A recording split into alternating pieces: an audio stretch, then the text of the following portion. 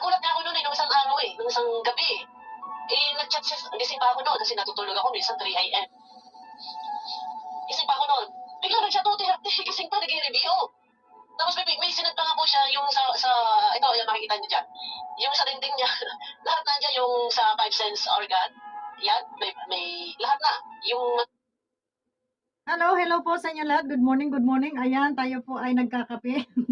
At tayo ay nanonood dito sa mga kaganapan. Ay, bago po ang lahat, shoutout po muna kay Kuya Bal Santos Matubang at sa Team Kalinga po. At sa mga reactor po na magigiting dyan, na hanggang ngayon ay buhay pa rin, buhay na buhay ang kanilang mga dugo.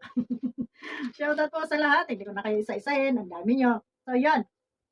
Tuloy na po tayo about dito po sa ating angels na si Joy. Dito muna tayo mag-reaction kasi maraming nag-aano na parang naano sila kasi nga ito si Joy ay syempre laging hindi na nakaka-attend sa mga event, yung mga ganon kasi nga po ay sa sobrang pagod na rin po ng bata. At base dyan sa ating nakitang picture, na ating naka-thumbnail ay siya ay nakatulog na, no? Nakatulog na po sa sobrang pagod siguro sa pagre-review kasi po ang course na ano ba yung kanyang mid-tech ba yon? O, yung mid-tech na kinuha niya na gaya ng nursing ay talagang mahirap po, no? Mahirap na maraming reviewin, kumbaga.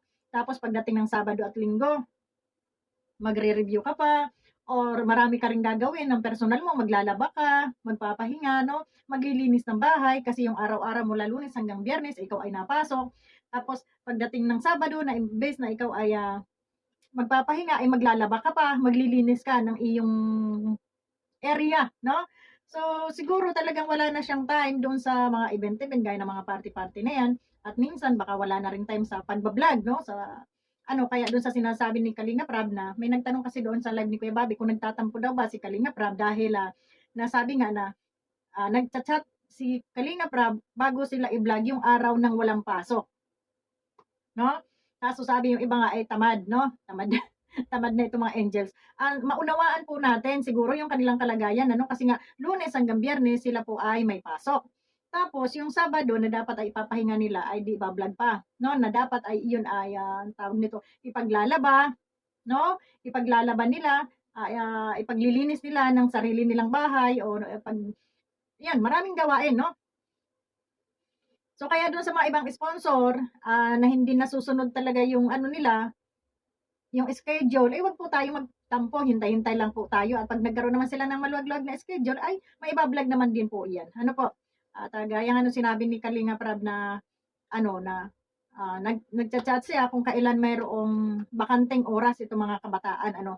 At wag po nating ibas, no? Itong mga angels na ito kasi po ay nag-aaral, syempre priority po nila ang pag-aaral. Pero ang sabi nga, kailangan din naman nilang tuparin yung routine na kung saan ay wala silang pasok gaya ng pagba-vlog sa kanila. Kasi nga po, itong pagba-vlog sa kanila ay dito nga lamang kumukuha din si Kalinga Prab ng pantusto sa mga expenses nila, sa mga nila kasi yung sponsor. Hindi naman natin yung sponsor na mangako na talagang sila yung talagang magpapatapos sa pag-aaral nito mga kabataan na ito, ano? So sana dito sa mga angels, no? Sipag-sipag din ng kaunti kahit medyo pagod na. Yung Sabado ninyo ay ilaan nyo sa pagba-vlog. Yung Linggo ninyo, so yun yung gawin yung pahinga at paglalaba ng inyong mga uniform, mga damit, ano? At yung Lunes hanggang Sabado, Lunes hanggang Biyernes, iyon yung inyong pasok. Kailangan yung magkaroon ng disiplina, no? Kailangan yung magkaroon ng disiplina sa oras, no? Kasi yun talaga yung mahalaga, yung disiplina sa oras. Although mahirap talaga yung sinasabi nating pag na-nursing na yan, inyong i-adjust nyo yung oras ninyo, no? Bigyan ninyo ng oras yung kung saan ay doon pinagkakakitaan at pinagkukunan ng source of income na kung saan ay yun ang itinutusto sa inyo, ha, mga baby angels. Na wag kayong tamarin. Kasi paano yung pag-aaral ninyo kung wala nang maitutusto sa inyo, kung wala nang kita ang mga vlog, no? So, wag kayong tamarin, sipagan nyo kahit alam niyo pagod na.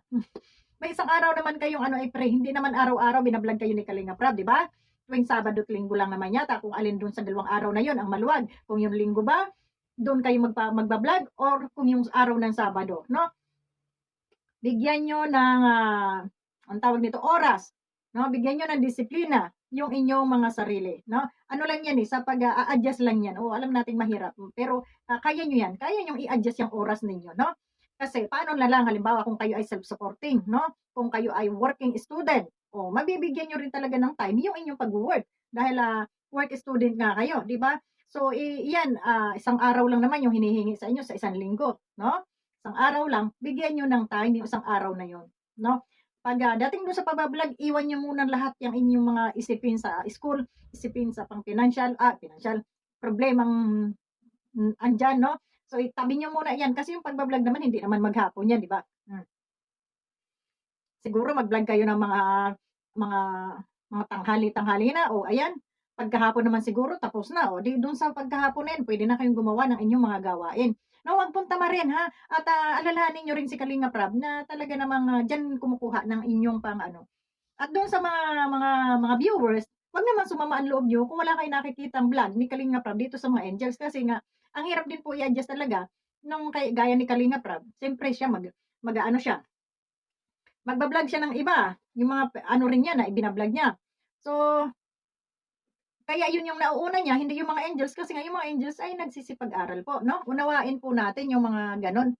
Wag po tayong magkomento ng hindi maganda, mangbas dito sa mga angel na ito at hindi po natin alam yung kanilang pinagdaraanan, lalong-lalo na yung mga estudyante, nag-aaral po yung mga yan.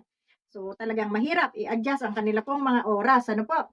So, tayo na po yung umunawa kasi nga hirap po. Ako nga, hindi nga nag-aaral, nagtatrabaho lang ako, pero halos hindi ko pa ano yung channel ko, no? Kasi nga, hirap din pong agawin yung ating oras, no?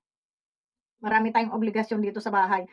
Magluluto, maglilinis ng bahay kung may time, no? Minsan wala nang linis kasi nga, yung oras natin, tatakbo na naman tayo sa trabaho. Mas pina-priority natin yung trabaho. Paano pa yung pag-YouTube?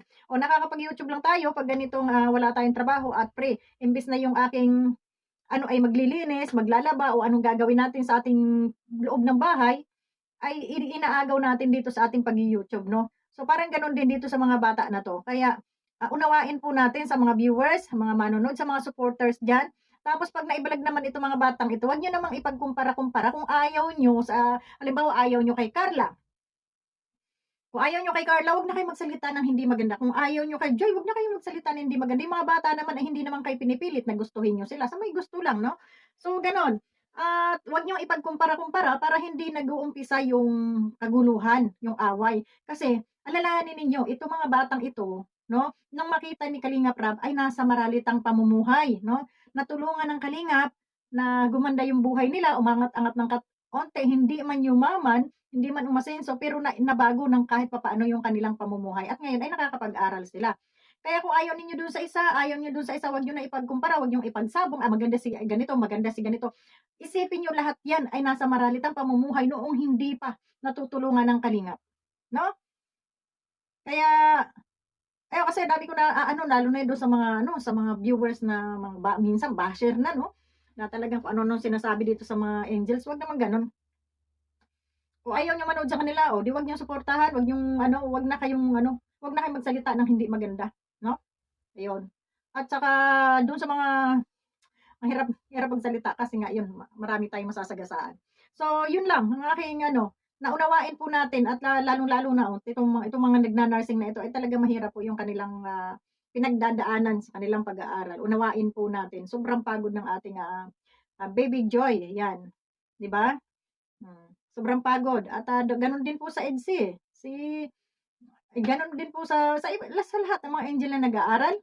Mahirap pong i-adjust yung kanilang oras. Pero dito sa mga angels na 'to, ang aking payo sa inyo, magbigay kayo ng oras, maglaan kayo ng oras, disiplinahin niyo yung sarili niyo sa oras.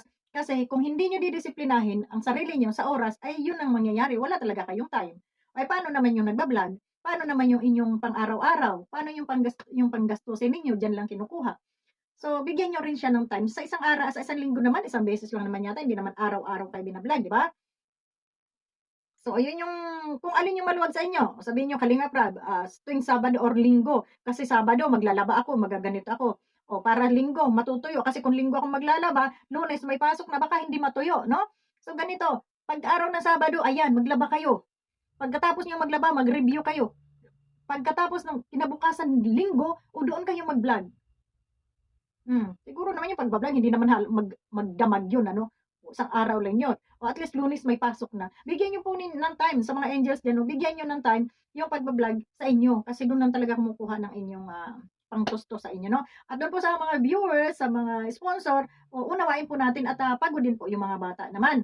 Na pag hindi nyo nakita sa event, gaya ng mga party-party na yan, siguro naman ay hindi masyadong kakulangan, no? Yung halimbawa may nag-birthday, hindi naka-attend si ganito, mas inuna yung pag-aaral kaysa umatin doon sa party. Kaya wag niyo nang wag niyo nang gawan ng kwento, no? Wag niyo nang palakihin yung mga ganung kwento. No, kasi hindi naman maganda. Buti kung yung mga bata na yan, na andyan lang nagpakanto-kanto, no? Nagtambay-tambay sa kanto, paghanapan nyo na hindi umaten. Pero yung nakikita naman natin na puspusan, porosigido sa kanilang pag-aaral, unawain po natin, no? So, yan lamang ang ating reaction for today. At yan, pakisupport nyo po naman itong ating munting channel. At maraming salamat po sa inyo. Bye-bye, kita-kita tayo mamaya-maya at baka tayo ay makapag-live kasi may time po ang lola ninyo ngayong buong maghapon at wala po tayong pasok. At bukas po ang ating trabaho, nag-iba-iba po kasi ang schedule ng ating oras, no? Doon sa company na ating pinagtatrabahuan, ay nag-iba po ng time kasi nga po ay magwi-winter na, ay malamig at madilim pag gabi na kaming nagtrabaho. So yan, maraming salamat and God bless po sa ating lahat. Bye-bye!